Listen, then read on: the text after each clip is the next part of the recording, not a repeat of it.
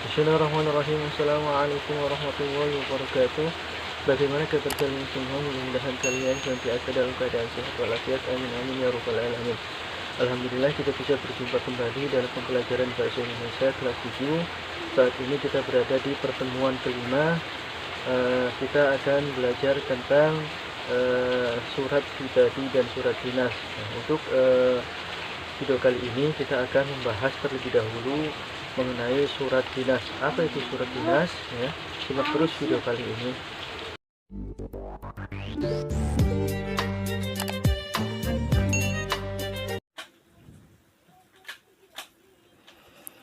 Sebelum ke pembahasan inti mengenai surat resmi dan surat pribadi, mari kita awali terlebih dahulu pembelajaran kali ini dengan membaca basmalah. Bismillahirrahmanirrahim. Alhamdulillah, pada pertemuan ke-5 ini bahasa Indonesia kelas 7 kita akan belajar terlebih dahulu mengenai surat resmi ya. Namun perlu kita ketahui pengertian surat itu terlebih dahulu. Apa yang dimaksud dengan surat? Surat adalah sarana atau alat komunikasi untuk menyampaikan informasi atau pernyataan secara tertulis dari pihak satu ke pihak yang lain. Itu disebut dengan surat ya. Surat itu jadi sarana komunikasi secara tertulis ya, baik itu surat pribadi maupun surat dinas.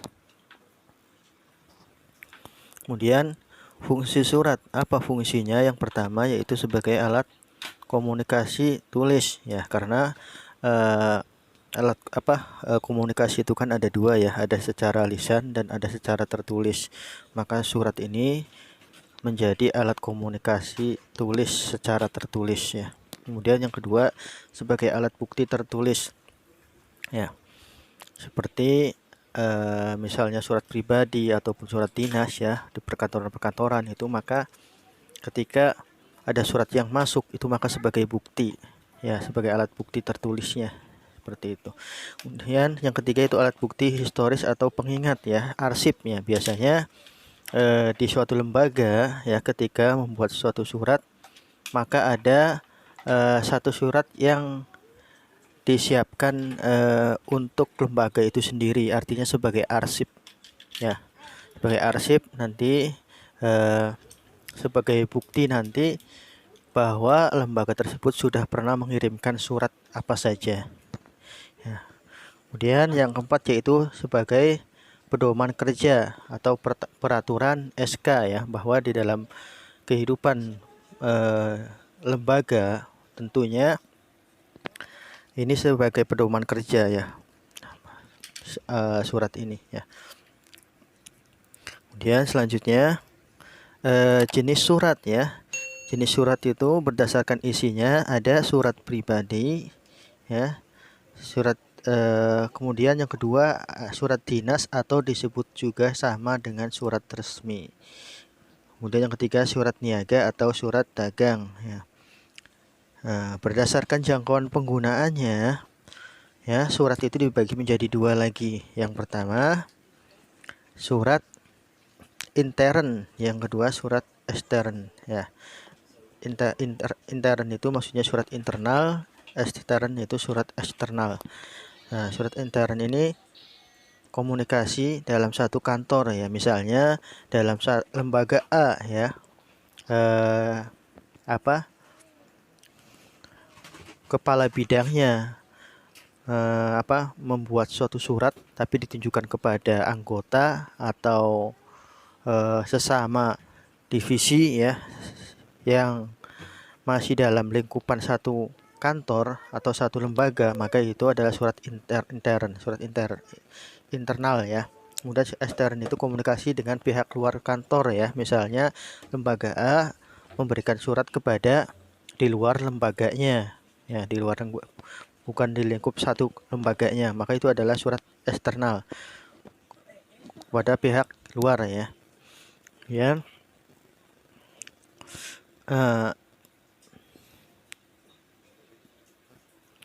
Bentuk surat ya, bentuk surat itu ada khususnya bentuk surat resmi ya.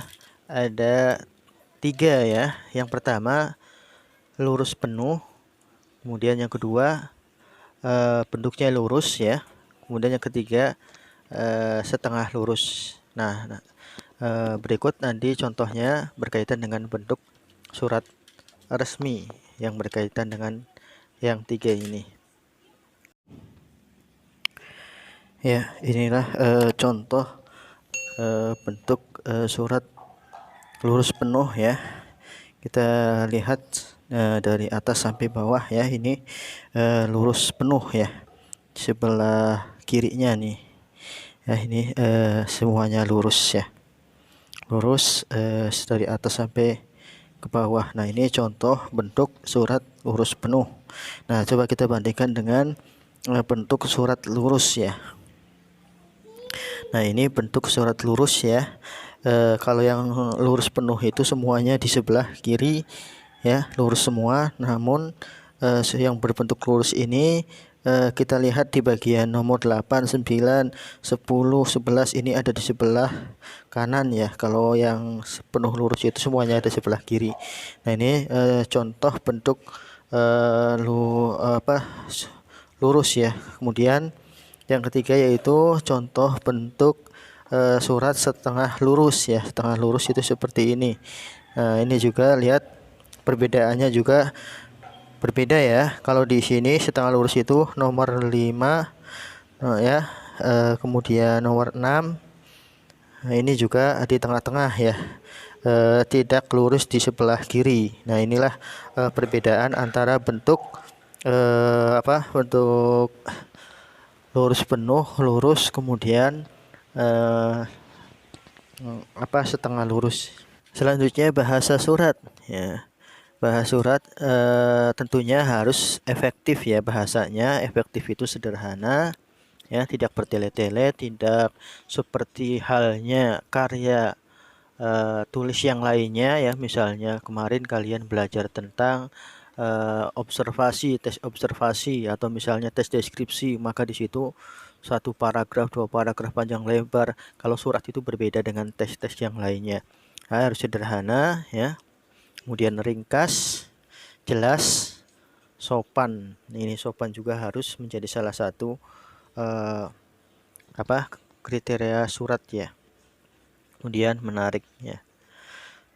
Tuh ya. Kemudian apa itu pengertian surat resmi ya? Surat resmi itu adalah surat yang dikirim oleh perseorangan atau lembaga kepada perseorangan atau lembaga lain yang berisi hal kedinasan ya. Misalnya lembaga sekolahan ya, MTS ataupun SMA, atau misalnya perusahaan yang lain mengirim kepada perusahaan yang lain, atau dari satu sekolah mengirim surat kepada sekolah yang lain ya, atau kepala sekolah mengirim kepada kepala sekolah yang lain, maka itu adalah surat resmi, surat dinas ya, itu berisi hal kedinasan.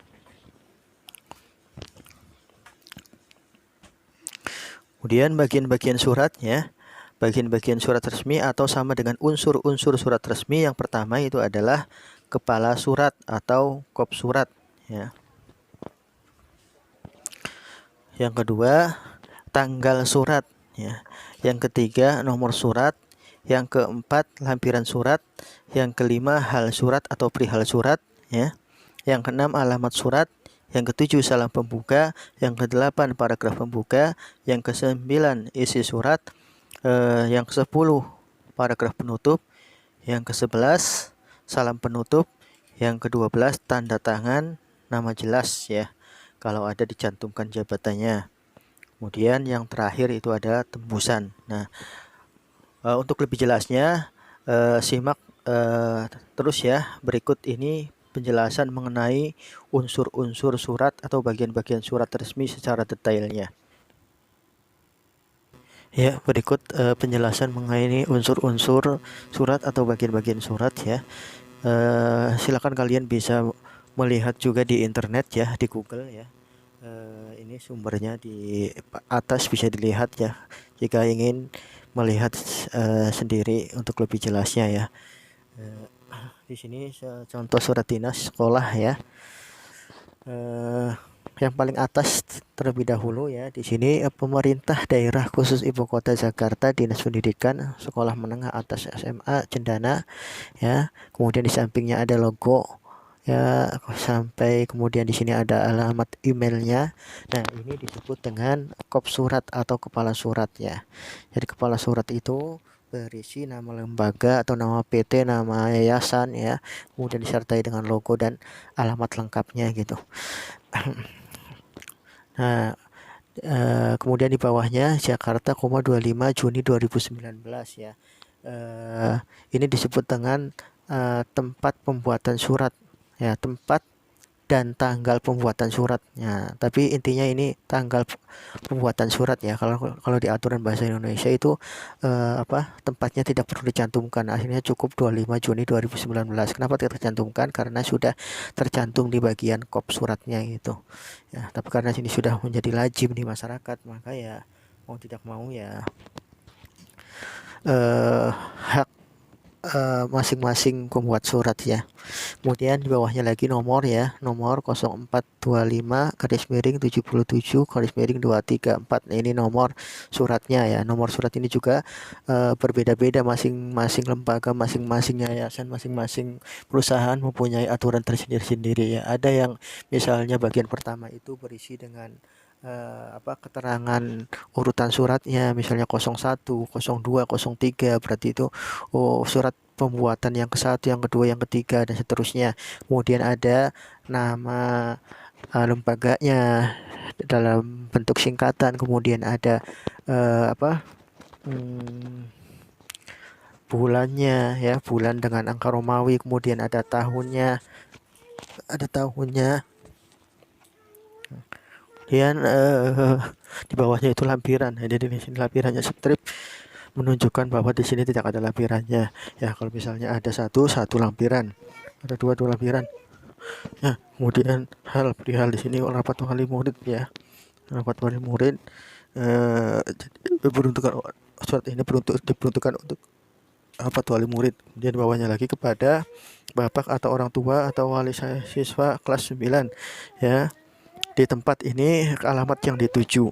Kemudian assalamualaikum warahmatullahi wabarakatuh disebut salam pembuka. Salam pembuka bisa berisi salam sejahtera, kemudian dengan hormat ya, salam hormat ya, itu salam pembuka. Kemudian di bawahnya itu di bawah assalamualaikum ya, ada paragraf pembuka, paragraf isi atau isi surat, dan paragraf penutup.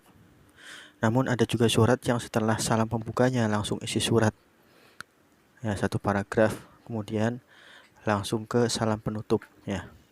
Jadi urutannya salam pembuka, kemudian paragraf pembuka, isi surat, paragraf penutup, dan salam penutup. Wassalamualaikum warahmatullahi wabarakatuh, itu salam penutup. Kemudian selanjutnya